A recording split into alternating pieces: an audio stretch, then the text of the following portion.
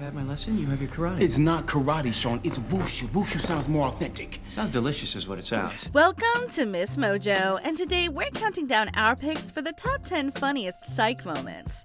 And that is why it is called infinitum staroctopusium. For this list, we'll be looking at different scenes from the beloved comedy drama series that make us laugh out loud. And while the Psych films are absolutely hilarious as well, we believe that the television show deserves its own space to shine. So we won't be including the movies this time. Are you a fan of delicious flavor and funny Psych jokes? Then comment below to let us know if we missed something. Number 10. Broadway Baby. The classic way to solve a crime? Singing a song, of course. It seems that seemingly psychic detective Shawn Spencer can handle anything thrown his way, even a Broadway-style performance. When I fought, No, you hit. no, I didn't. Yes, you did. I'm just trying not to be the one who dies Under Santa Barbara sky. This gleeful moment is not only amusing for its clever use of Shawn's running quote, "I've heard it both ways," but also because it doesn't shy away from the power of the duet. The evidence is underwhelming, but my intuition is insane. Audience favorite jokes mixed together with jovial music to create the perfect storm. Especially when that storm is Shawn's frenemy, Detective Lassiter, whose stony persona mixed with frivolous dance moves equals an insanely epic scene that we have on replay. I've heard it both ways. The killer is the victim. I've heard it both ways. You see facts and contradict them. I'm almost never wrong, so now it's on. Shawn, just tell us where he's gone!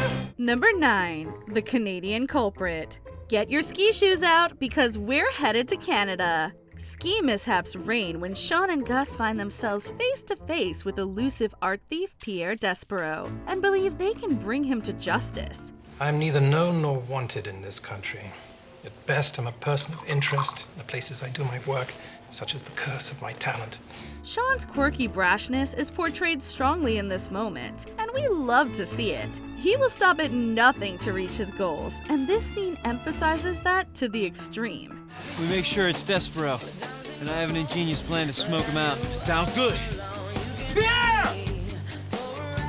That was your plan? Let's go!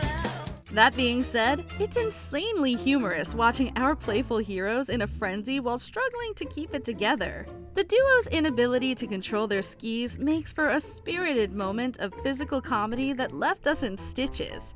And they probably had to get some after that too. You know what this means, Gus? That we suck at skiing? No. It means that this hot chocolate just became a write-off. Number 8. Dazzle and Stretch. When Shawn is possessed by a spirit, that is, the spirit of showbiz, he impersonates a victim with an absolutely ridiculous display in the name of solving a case. This is it. The girl that was found in her car, Gloria Starks. She's here. She's here with us. The sheer insanity of Shawn's choice to make all the world his stage, including the police station, is a complete riot. His snazzy presentation is extremely out of place in the best way possible, and it's a wonderful example of Shawn's wild personality contrasted with the stoic personas of the detectives around him. I dazzle and I stretch. What the hell is going on in here? Mr. Spencer, this is telling me nothing. This incredible duality, plus Shawn's dedication to the bit, left us feeling dazzled beyond belief. Bad acting. I think she wants you to see something in the paper. Gloria's trying to tell you something. Number 7. Piecing it together. What happened last night? That's what the Psych gang is trying to figure out when they wake up with no memory of the night before and a murder that leads right back to them. It's missing 3 bullets. I can tell by the weight. It's 3 light. It's been fired. Shouldn't someone start freaking out right now? In this rare moment, a majority of the main players lose whatever cool demeanor they may have had and descend into a world of delightful chaos. Not only is this scene painfully reminiscent of real life, but it also takes some of the more serious characters like Detective Lassiter and pushes him out of their comfort zone. Where's my keys?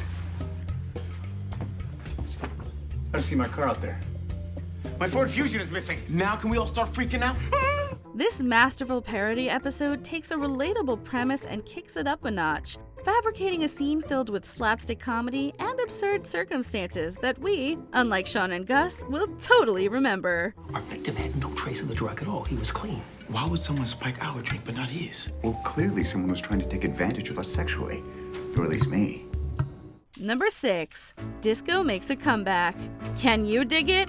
When an old case from the 70s gets overturned, Shawn and Gus get jiving to find the true culprit and set things right. I feel ridiculous. Speak for yourself. I've got this shirt at home. His mother used to love it. Yeah, like 30 years ago. Kid, I worked a lunch last week. The humor comes out in full force as they embrace their inner flower power, along with Shawn's dad Henry, to inevitably help him solve the case with style. As a character who rarely gets involved, Henry's inclusion in the silliness is truly sensational. Sorry, what was his name? Pookie. Do you know where we can find this Pookie? Yeah, his name is Pookie Wigington, and yeah, I know where to find him. This episode really emphasizes the eccentric methods that Shawn and Gus employ to solve cases, from the far-out jokes to the nifty throwbacks. The folly of this blast to the past is hysterical for its foolishness in the face of serious matters, and off-the-hook style that's totally radical to the max. Then I can dig it. Spiritual. Yeah.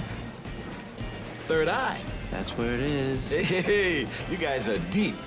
Like me. Number 5. Shawn and the Stars. Shawn often goes undercover as a so-called psychic detective. His short stunt as a planetarium guide shines just as bright as the sun. Literally. Take a look. Over here we have one with a guy holding some sort of thing. The combination of Shawn's made-up facts about the universe and his comical problem-solving outlines a scene brimming with delight. While Shawn is always quick on his feet, this moment playfully shows that things don't always go according to plan. You'll see monkey with rash. The Egyptians used to set their clocks by. Oh, look! There goes an asteroid. Comet.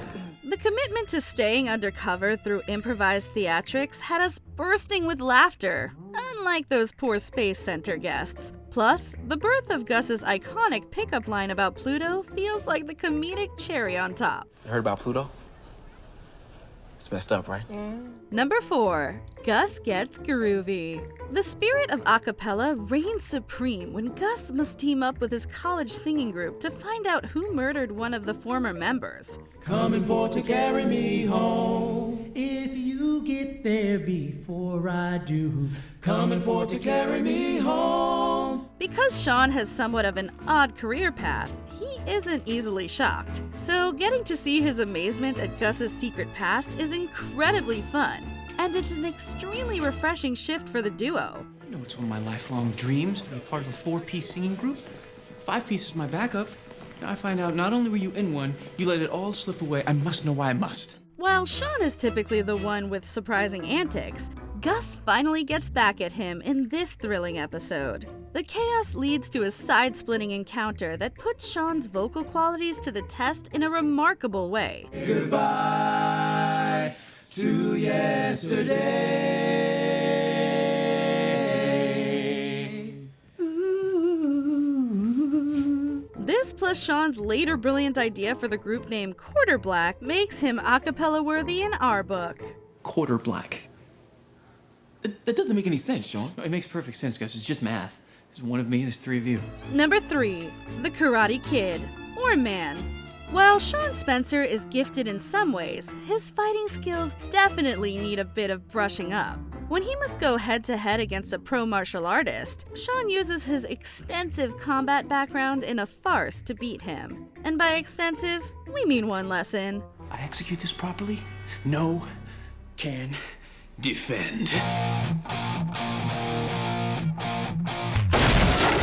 Shawn's inability to fight against his opponent and his overconfidence in himself never fails to make us chuckle. This wonderful visual comedy blends with campy cliches of ninja warriors to end up with an on-the-nose masterpiece. He's coming! Help is coming! Mr. Fury! Mr. Fury!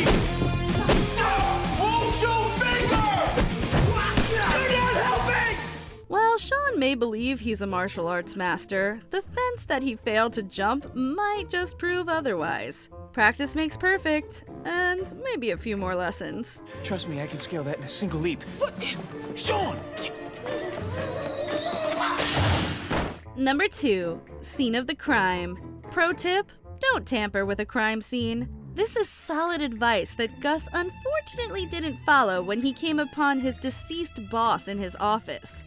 You ate the note? I panicked, Shawn. There was no place else to put it. I didn't know what to do. All right. All right, so you did that. Because Gus is typically the level-headed foil to Shawn's huge personality, it's positively gleeful seeing him lose his cool. And things somehow get even more hysterical once Shawn gets involved to help him pick up the pieces. Not here!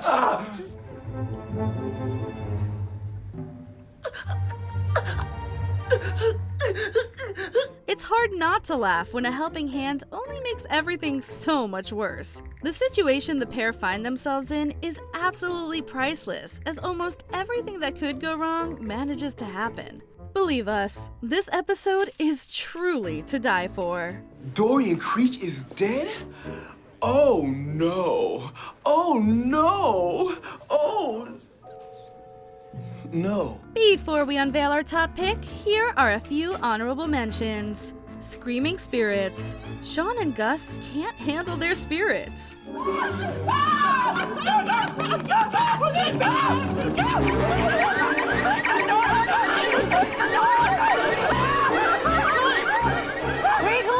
Magic and mischief. Pierre Despereaux is back, but this time in London, and hilarity ensues.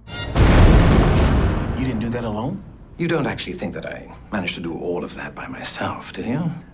No. I did. Bite me. When a vampire, we mean suspect, is on the loose, Shawn and Gus must go undercover. I can't help being a gorgeous fiend. It's just the card I drew. Before we continue, be sure to subscribe to our channel and ring the bell to get notified about our latest videos. You have the option to be notified for occasional videos or all of them. If you're on your phone, make sure you go into your settings and switch on notifications. Number 1. The audition of a lifetime.